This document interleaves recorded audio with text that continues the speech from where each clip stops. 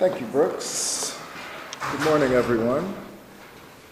Or, as we would say in Brazil, bom dia. How many of you guys have been to Brazil before? Any takers? Just the panelists? Okay, well, my talk today is based on ethnographic research I conducted in Brazil.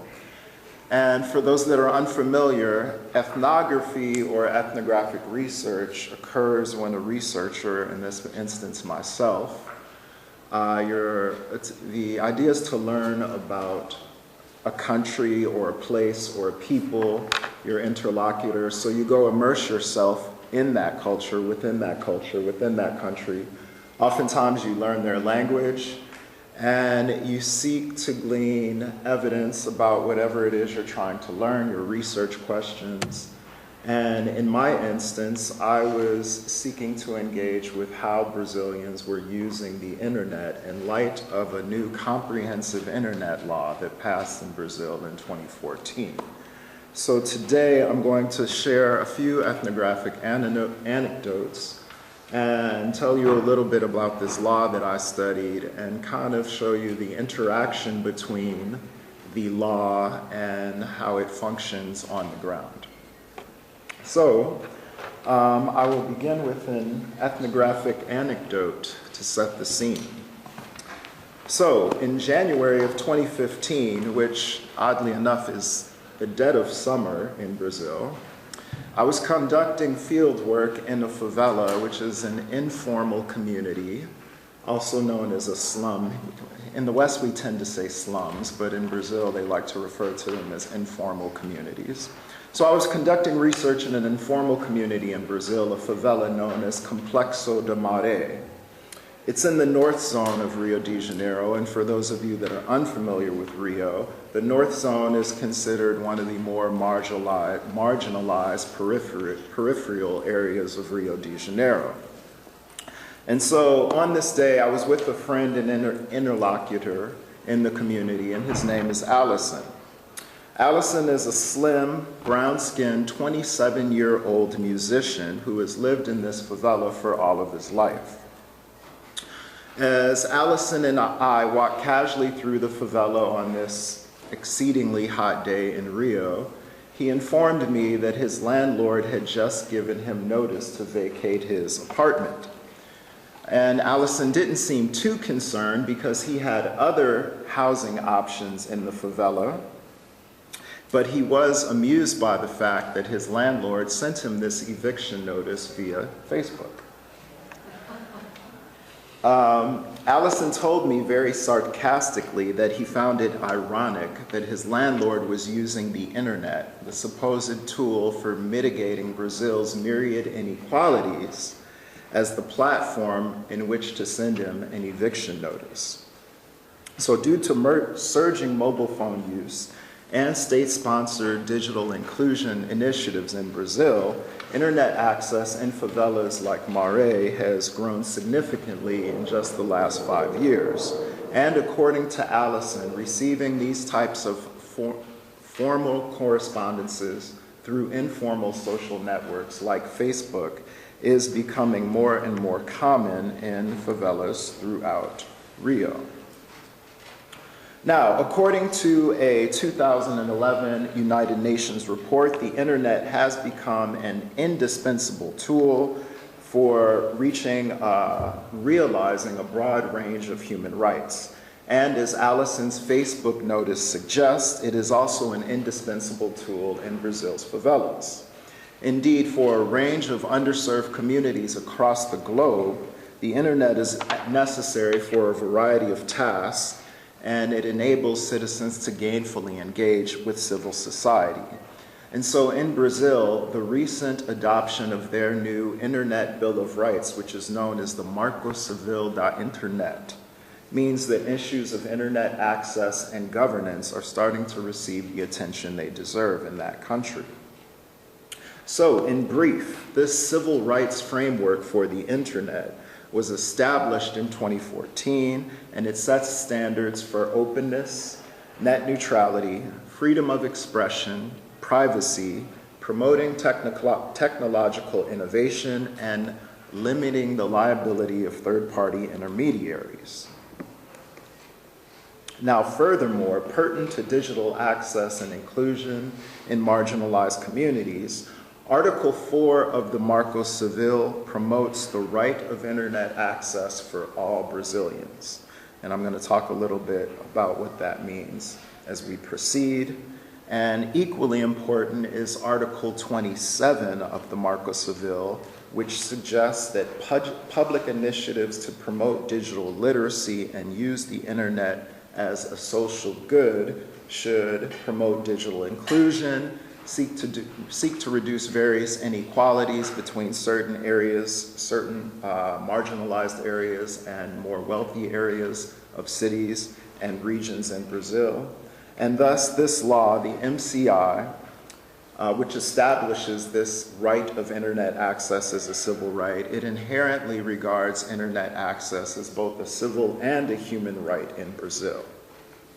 And so all this is very important and significant because Brazil is a country of approximately 210 million people, and as of 2017, roughly 55% of Brazilians were online, which means that as of 2017, approximately 90 million Brazilians lacked internet access. So, excuse me, one of the primary research questions I had during the course of my field work is how does a country that's known for great social and economic inequality enact this law which says that internet access is a civil right, but at the same time have these large measures of inequality when such a large portion of their population lacks internet access. So to be clear, when we talk about the right of internet access, at least in the context of Brazil and in the context of the Marco Civil, I'm specifically referring to the right of citizens to freely exercise and enjoy the freedom of expression and freedom of association that accompany access to the internet. And in addition, included with these rights is the responsibility of states and governments to ensure that access is broadly accessible for its citizens and to ensure that there are no unreasonable intrusions or interferences with this right of access. So above me, you'll see a map of the city of Rio de Janeiro, and this map is divided into 4 quadrants: the red, the gold, the blue, and the green. And so just to give you a little perspective, the red and the gold quadrants are generally considered the wealthier, more resource affluent areas of the city. The gold area is where you would find world famous communities and beaches, Ipanema, Copacabana, places like that. And the green and the blue regions represent the marginalized areas of the city. And as you can see from the map, they are dominant throughout the geographic region of the city. So recent scholarship has shown that many of Rio's digital technologies are not surprisingly located in the red and gold regions on this map. And this occurs, of course, at the expense of the poor peripheral green and blue regions. This tendency tends to exacerbate Rio's long-standing social and economic inequalities. And scholarship has also suggested that certain cultural traditions which emanate from the green and the blue regions, cultural traditions like samba, baile funk, and capoeira, these cultural traditions provide marginalized youth from these regions with coping mechanisms to deal with the racism and everyday social exclusion that they experience. But there's been little research thus far that has shown how the technological policies like the Marco Civil, which emanates from the red and gold regions, how it interacts with the cultural traditions that come from the green and the blue regions. And so part of my research was to study this interaction and see how the center influences the periphery. So to study this interplay, between 2012 and 2015, I conducted 18 months of ethnographic fieldwork in Rio. And during this time, I spent 4 months at a law school, believe it or not. And in that law school, I was specifically in a research center in the law school, the Center for Technology and Society, which is a policy research center in a law school known as Fundação Getúlio Vargas. It's one of the more prolific law schools in Rio de Janeiro. And during my time in that law school, I spent time working with and interviewing several of the legal scholars that helped draft and implement the Marco Civil. And contrastingly, in contrast to my time in the law school, I also spent about 8 months working in several Brazilian favelas.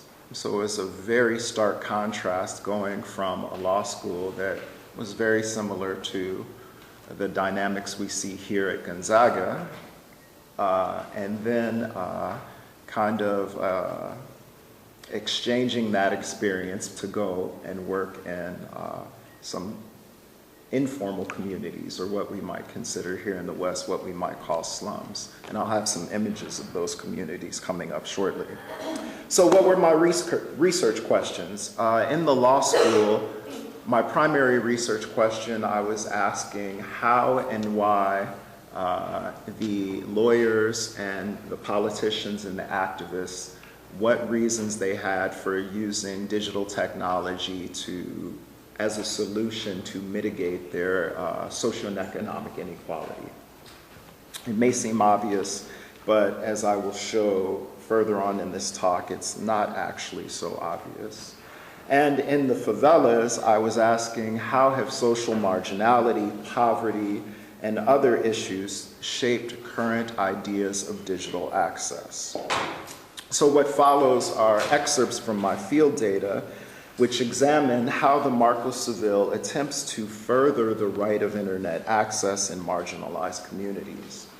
But as we shall see, for residents of these communities, internet access does not always necessarily further more democratic rights for these citizens. So prior analyses of Brazilian democracy, to give you a little background on democracy in Brazil, prior analyses of Brazilian democracy have shown that crime and its corresponding violence erodes citizens' rights and segregates social groups.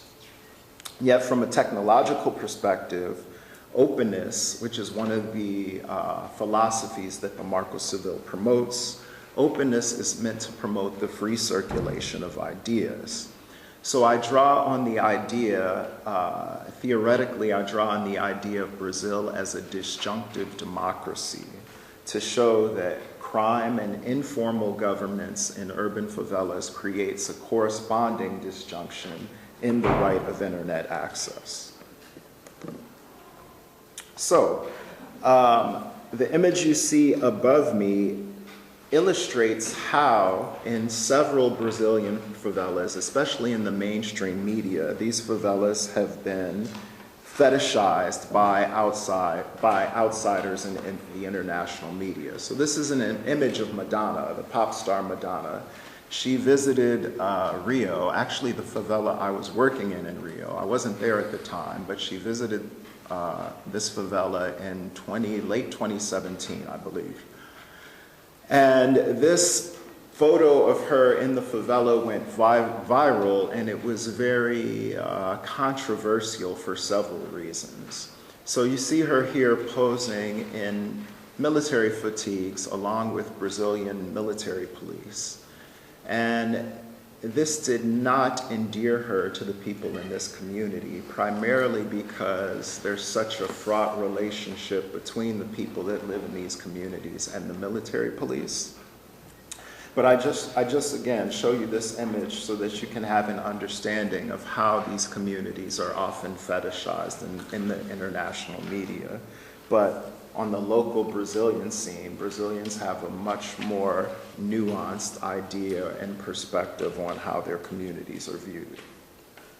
So again, my interlocutor in this ethnographic anecdote I'm sharing is Allison, who I introduced earlier.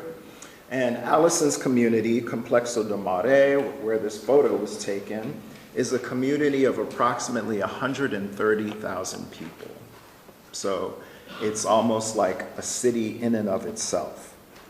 So during one of our first walks through this favela, I had the ethnographic impulse to take pictures and record some of my observations. However, Allison, my friend and guide on this particular day, he told me that I should keep my smartphone in my pocket. I was a foreigner in his community, but at the time I thought his presence gave me a license to do such things. Although implicit, this no photography rule was similar to other injunctions issued in similar Rio favelas.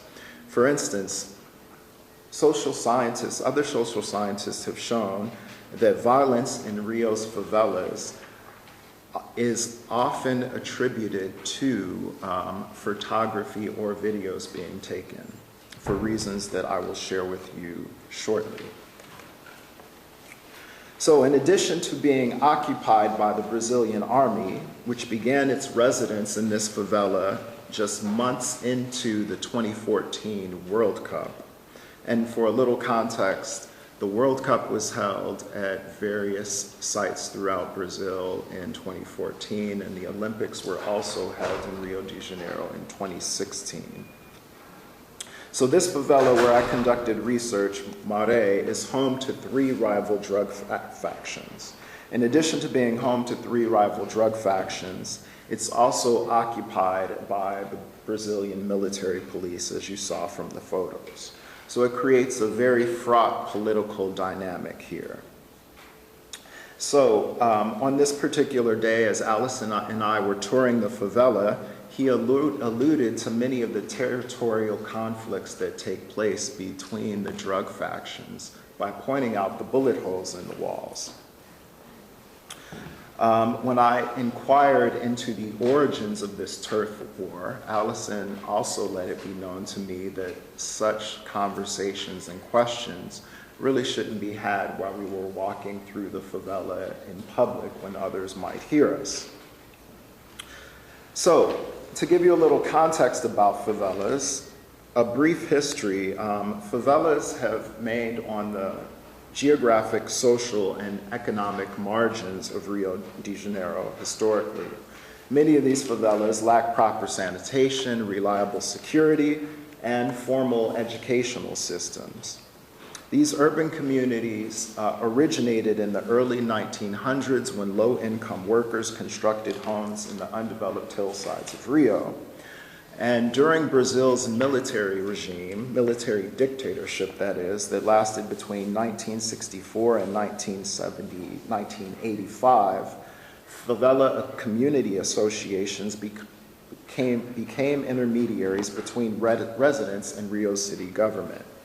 When Brazil's dictatorship ended in 1985, Brazil's new democracy lacked the resources to prevent the rise of organized drug gangs in many of these favelas. These drug gangs, which still control many of the favelas today, they depend on divisions and tensions between various state actors. These divisions and tensions often enable the drug gangs to impose their own rule of law in these communities. The drug gangs rely on these disruptions and oftentimes are able to shape everyday life throughout the city's favelas because of such disruptions. Thus, the confrontation between these non-state actors and the state and its corresponding violence creates a disjunction between those that live within these communities and those that live outside of these communities. And for many of Brazil's marginalized residents, civil rights are not experienced in the way that they would be if they weren't living in the favela.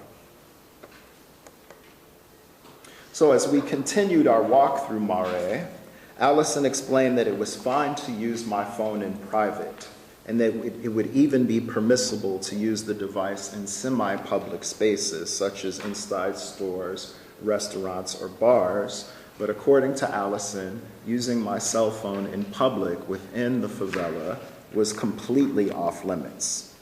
I would later come to learn that this no photography rule was not due to his concern about the theft of my iPhone per se, but had to do more with his regard for my physical safety while in the favela. Specifically, he was concerned about the trafficker retaliation that might occur for photographies or photographs that were taken in Mare's public spaces. Alice's advisory was distinguishable from other warnings I had received while in Rio. For instance, when I was in Rio's South Zone, which is, going back to the map, the red and the gold area, specifically Ipanema Beach, the more touristy areas. In those parts of the city, muggings were more common. And it's very interesting in Brazil because Brazilians can distinguish foreigners not only by how they look, but how they engage with their digital technology, or even what type of digital technology they might be using.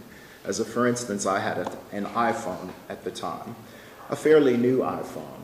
And iPhones, because of import-export taxes, are very expensive in Brazil, and only very wealthy Brazilians can afford iPhones. So using an iPhone in public spaces either indexes you as a very wealthy Brazilian, or a foreigner, either an American or a European. And so in these areas, these touristy areas specifically, if you happen to come across the wrong people, you could be a target for mugging just by the simple fact that they might see you carrying an iPhone and they may think you have a certain amount of money. However, in the favelas such as Mare, where I was researching, muggings weren't the issue at all. The concern inside the favelas, inside places like Mare, was that outsiders might come in and start taking pictures. And of course, the drug traffickers that control these favelas, they value their privacy. They don't want their pictures posted on the internet because they feel like that might subject them to increased police surveillance. And so one of my interlocutors, not Allison, but another interlocutor, specifically shared this with me, as you can see from the quote above. He told me drug traffickers are always suspicious, especially of people they don't know. They are concerned that someone will post incriminating information about them on social media. Many of them try to remain anonymous, especially on Facebook. Facebook and WhatsApp specifically are wildly popular in Brazil for a number of reasons, but almost 100% of Brazil's online population uses both Facebook and WhatsApp. He also said, thus, they don't like smartphones because they think you'll put their picture on the internet. And then he began to tell me the story of a Brazilian journalist named Chim Lopez. And by this time, it was about the third time I had heard the story of this Brazilian journalist, Chim Lopez. And it was starting to get a little eerie. It was almost like it was becoming an urban legend. So on several occasions, I had heard the story of this journalist, Chim. In Brazil, Tim is pronounced Chim. Lopez was an investigative reporter for one of Brazil's largest television networks called Rede Globo. While working undercover, Lopez recorded footage implicating certain gang members in a favela called Complexo do Alemão.